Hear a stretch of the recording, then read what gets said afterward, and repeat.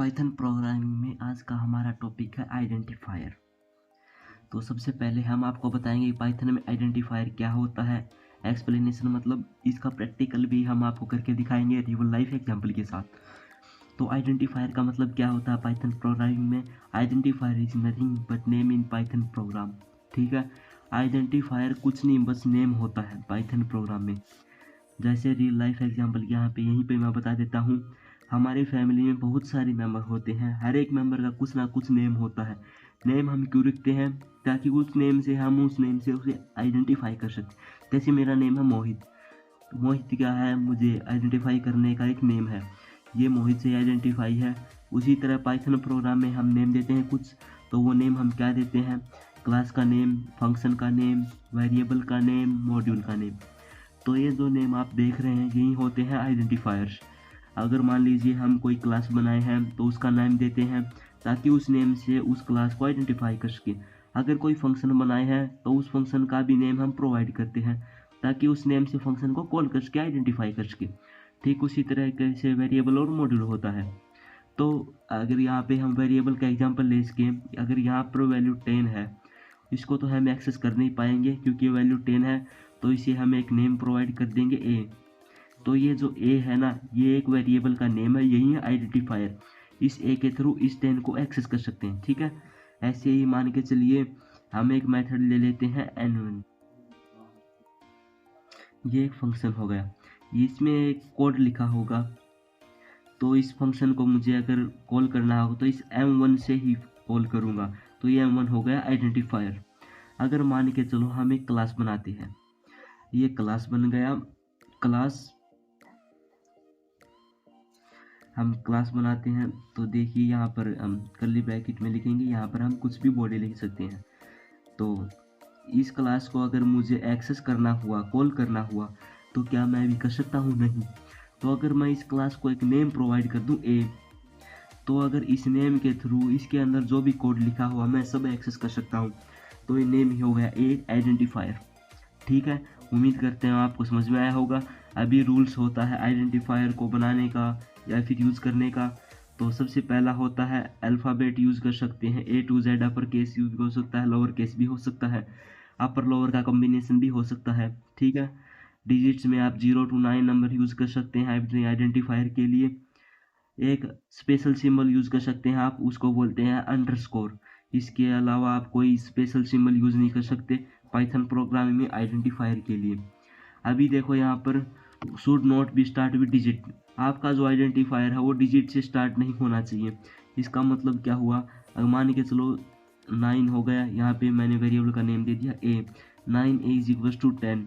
ये जो number digit है ना 9, ये स्टार्टिंग में नहीं हो सकता, ये गलत है। केस सेंसिटिव होता है पाइथन में आइडेंटिफायर। अगर मान के चलो हम फंक्शन का नाम लिखते हैं m1 इज इक्वल टू 10, तो इसको हम स्मॉल में एक्सेस नहीं कर सकते। इसको हम स्मॉल में एक्सेस नहीं कर सकते, जैसे बनाया वैसे एक्सेस करना पड़ेगा।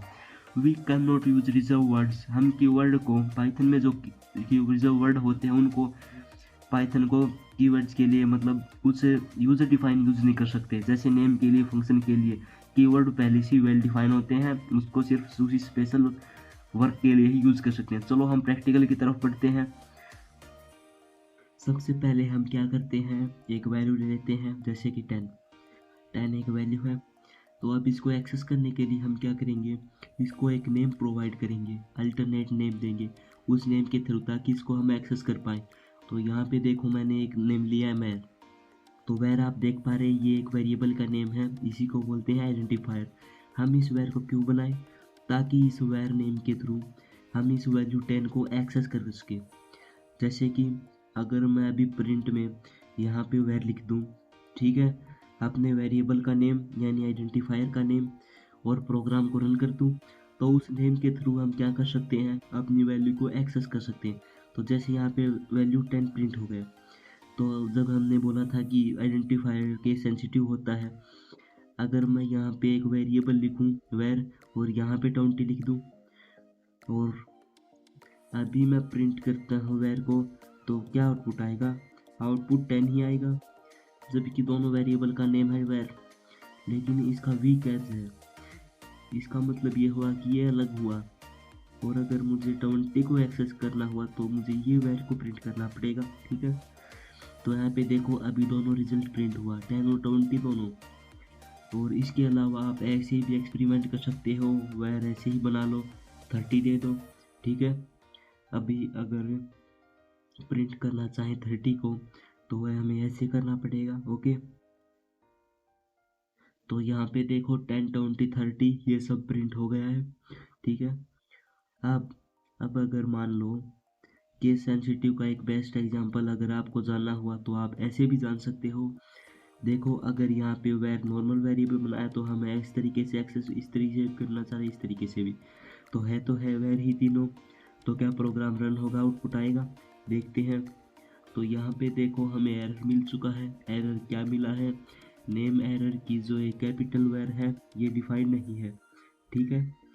और इसके लिए भी एरर आया, 2 एरर आया है, ओके। तो ये केस सेंसिटिव वेरिएबल आप जैसे वेरिएबल बनाएंगे आपको वैसे ही एक्सेस करना पड़ेगा। अगर इन दो चीज़ को हम कमेंट कर दें और प्रोग्राम को रन करें तो कुछ एरर नहीं मिलेगा। तो अब रन हो गया, देखो रन हो गया।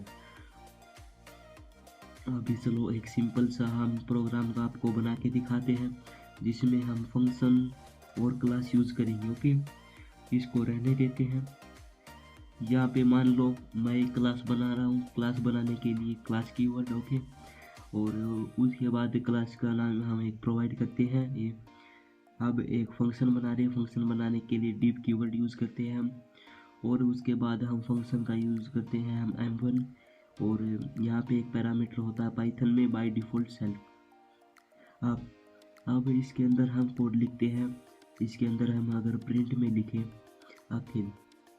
अखिलेश, और उसके बाद अगर हम प्रिंट में लिखें अंकुश, और अगर हम लिखें प्रिंट में, मतलब हम फंक्शन के अंदर कोड लिख रहे हैं अंकित, ये इतना कोड हमने लिख दिया। अब चलो चलते हैं। क्लास है तो ऑब्जेक्ट बनाना पड़ेगा तभी हम एक्सेस कर पाएंगे। तो अभी इन सभी कोड को क्लास ए के अंदर हमने कितना कोड लिखा, मैंने इतना कोड लिखा है। इनको एक्सेस करने के लिए क्लास का नेम यूज़ करना पड़ेगा, ओके, तभी हम कर सकते हैं। तो क्लास का नेम है ए, तो और इसका हम एक ऑब्जेक्ट बनाएंगे। तो यहाँ पे ऑब्जेक्ट रेफरेंस का नेम दे देते हैं आर। अभी क्लास ए का ऑब्जेक्ट बन गया है आर। अब इस आर के थ्रू हम क्या कर सकते हैं, अपने मेथड यानी फंक्शन m1 को हम कॉल कर सकते हैं। कॉल हमने किया, इतना अगर हम सेव करें और रन करें तो यहाँ पे देखो 10 आउटपुट आया है वेरिएबल इसका आइडेंटिफायर का। और उसके बाद अखिलेश अंकुश अंकित ये भी प्रिंट हो गया। अब अगर मान लो मैं यहाँ पे क्लास का नेम हटा दूँ तो यहाँ पे देखो क्लास के अंदर जितना भी कोड लिखा हुआ है इसको मैं कैसे एक्सेस करूँगा, क्या कर पाऊँगा, नहीं, बिल्कुल भी नहीं कर पाऊँगा। तो ये जो नेम था क्लास का यही है आइडेंटिफायर, और यहाँ पे फंक्शन है m1। और अगर ये m1 मैं यहाँ से हटा दूँ तो और अगर मैं इन सभी कोड को m1 फंक्शन के अंदर इनको एक्सेस में कर सकता हूँ, नहीं, जो कि ये नेम है m1 यही है आइडेंटिफायर। इस नेम के थ्रू हम इतने लाइन ऑफ कोड को आइडेंटिफाई कर रहे हैं कि आपको m1 के थ्रू एक्सेस किया जाएगा, ठीक है। और ये जो फंक्शन क्लास ए के अंदर है यानी क्लास ए के ऑब्जेक्ट के थ्रू आप एक्सेस कर सकते हैं, ठीक है। तो यही होता है आइडेंटिफायर पाइथन में। और हाँ, एक और हमने बताया था, और अगर हम वेरिएबल की नेम में डिजिट यही इधर यूज़ करें, var2 लगा दें और इसको प्रिंट करें तो अभी भी ये प्रोग्राम हमारा रन करेगा।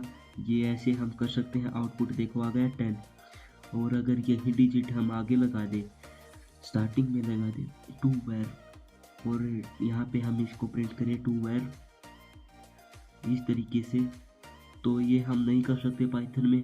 इसके लिए हमें एरर बोलेगा, syntax error, invalid decimal error, मतलब हमने गलती लिखा है, ऐसे नहीं कर सकते, रूल्स को वायलेट कर रहे हैं आप।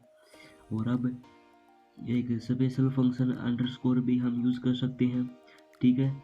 जैसे यहाँ पे var a1, ऐसे अगर हम करें वेरिएबल का नेम अंडरस्कोर के बाद तो ये हम कर सकते हैं, ठीक है।